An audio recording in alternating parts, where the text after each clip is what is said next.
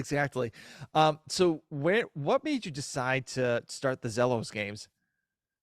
Um, so I had sold Superfit in March of 2021, and prior to even selling or exiting the company, I knew I wanted to take like a year road trip around the country. Oh yeah, I've got to ask you that too. Yeah.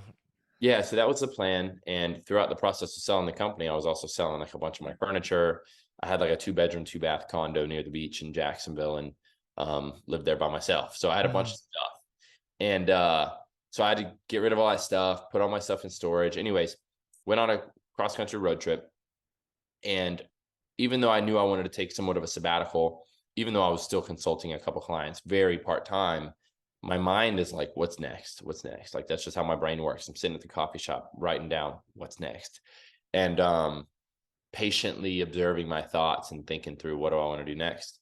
And uh, just from having conversations and communication with some higher level athletes in the space that I had gotten acquainted with from even prior to my road trip, and then especially on my road trip because I'm dropping into CrossFit gyms all over the country. Mhm. You know, COVID was really tough on CrossFit Games athletes all over the world because it became this online competition. Yep. And then afterwards, it became really tough because people from Australia couldn't even come, get visas to come to the games. And so I looked at, okay, there's this problem in the sport where travel is an issue. What if someone started an online competition for cash prize in the off season to really supplement the CrossFit Games season, or to support it?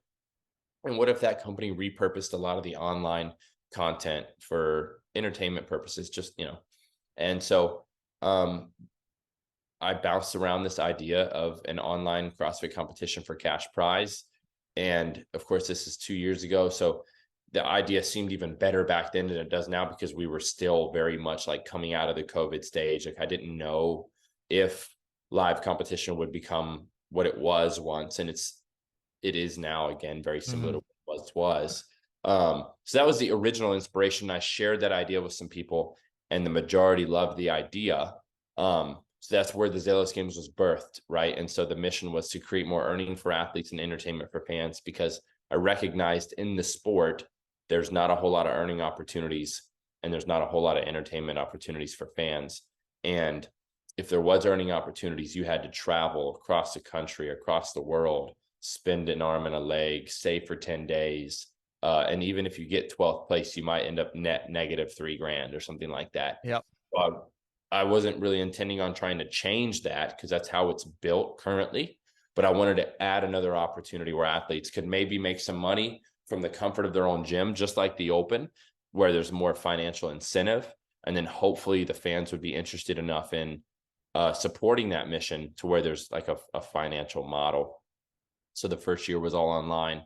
The second year we transitioned to have a live element because I feel like the first year we fell short on reaching that like entertainment for fans goal, because all online content is still fun, but it's nothing like live competition. And so we had the live invitational last year in Las Vegas, which was a blast. Yeah, and it looked like it was a lot of fun too. So I mean, you had like this past year, you had like Hiller as the head judge, which was like obviously cool because like it was kind of like almost put your money where your mouth is when it Yeah. comes to like the video content and like him being a head judge.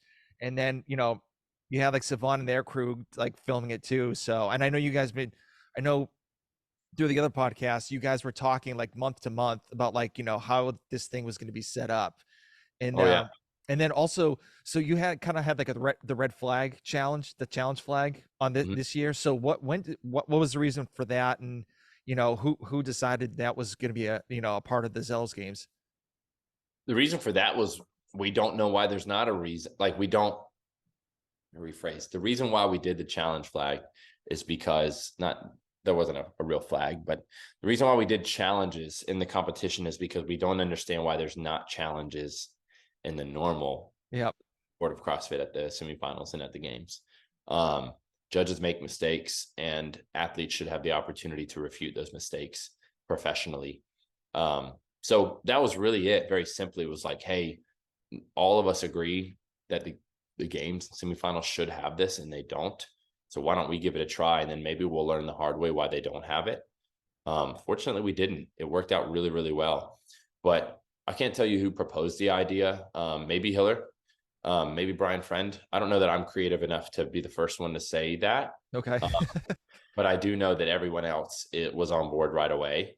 And I'm sort of like the cautious optimist. And of course, I'm the proprietor, I guess you could say. So of course, I was like, well, how's this going to work? And it looked a lot different at first until like the final product was very simplified, because we had to make it as simple as possible, as easy to truly execute.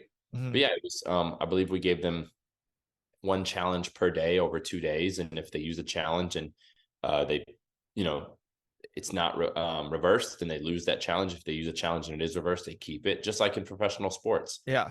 And it worked really well. It was actually really cool. Yeah, that'd be hilarious. Almost like a Bill Belichick of like, pulling up his pant leg and just taking the flag out of the sock and just like throw it.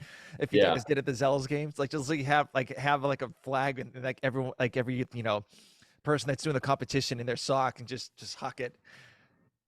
Yeah, that would be fun. We need to just like strap little red flags around the athlete's arm or something like that. That way Yeah, they can exactly. throw it. With us, basically the rule was on the field of play. Before you leave the field of play, you have to decide, am I challenging that call, right? So if there was a series of egregious no reps during your thrusters and you're just so frustrated, it's like, don't get frustrated. Just wait till the end and challenge that call and let us know, maybe not the specific repetition, but let us know it was the second round of thrusters and the judge gave me 3 no reps and I'm challenging 2 of them. We're like, okay, let's watch the film, fast forward to that second round and look for what he or she is talking about. That's basically how it worked for us. But if they left the field of play, they couldn't come back and be like, hey, my judge had mentioned, like, no, it needs to be right away.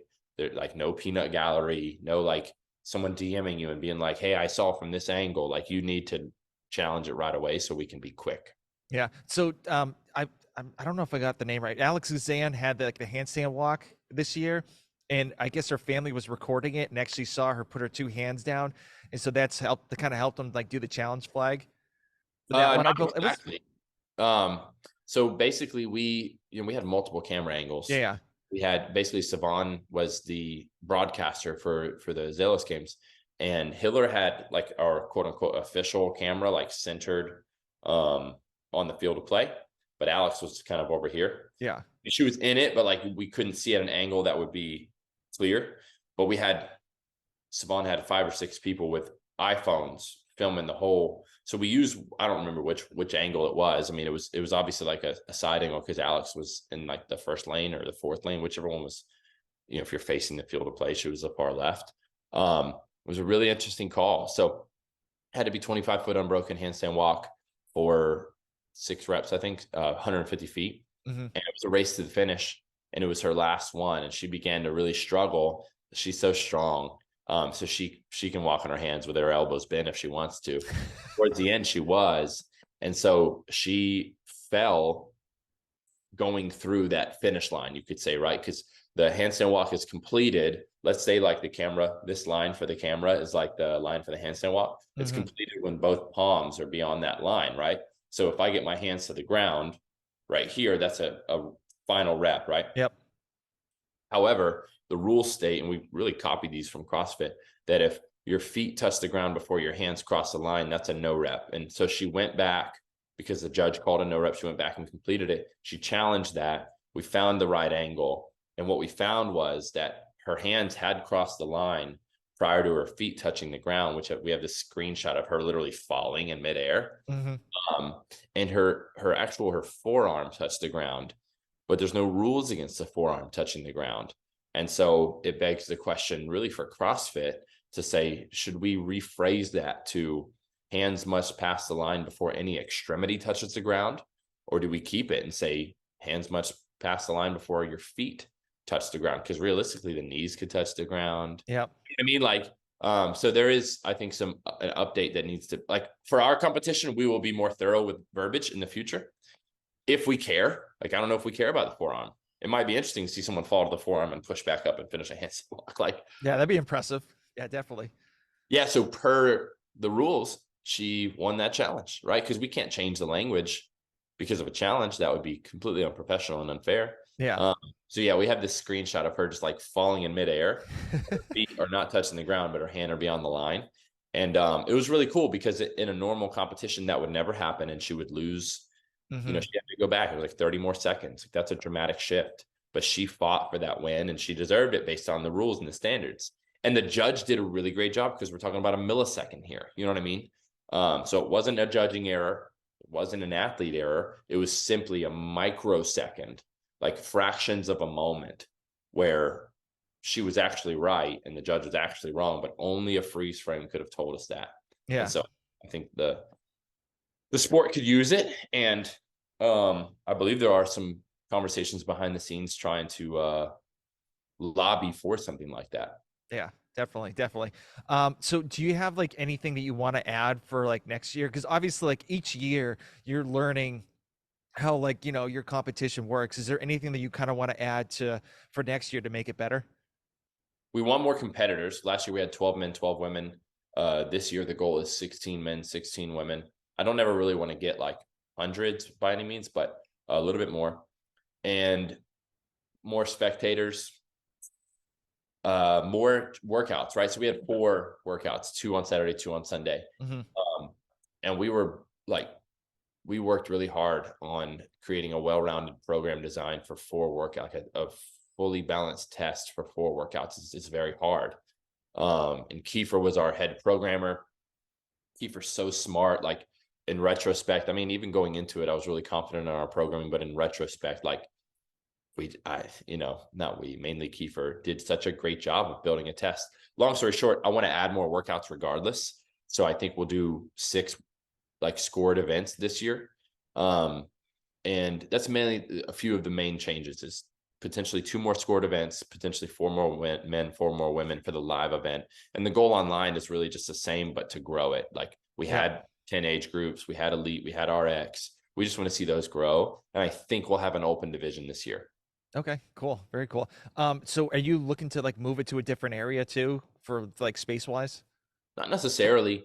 That's one of the biggest not problems. One of the biggest struggles of competitions is affording the space where you host it. Mm-hmm. And it's a double-edged sword, because if you can get a huge space, then you can get more spectators, means you can get more ticket money, and you can get more sponsors because there's more spectators. But at the same time, the gym, although there is a cost to hosting it at this gym, I have a great relationship with the owners of Camp Rhino. We had a blast hosting it there. I loved the intimate setting. Yep. So for the foreseeable future, especially this year, we plan to host it at Camp Rhino again. 10,000 square foot facility, can fit up to 500 people. So that's the goal, really, is like, this year, if we're bursting at the seams, because honestly, last year we had, I think, 250 tops. So we didn't hit the goal of like spectator wise. So I would hate to have a building that's 3 times the size, Yep. Yeah. So it was perfect for the athletes. It was very intimate. Like, the spectators loved it. The brands loved it. The cameramen, like, the coverage was incredible. So no goal of changing the venue quite yet. But of course, it would be great if we outgrew it and we had no choice but to pick a bigger venue, because then the money's there and the people are there. So it's almost a no-brainer.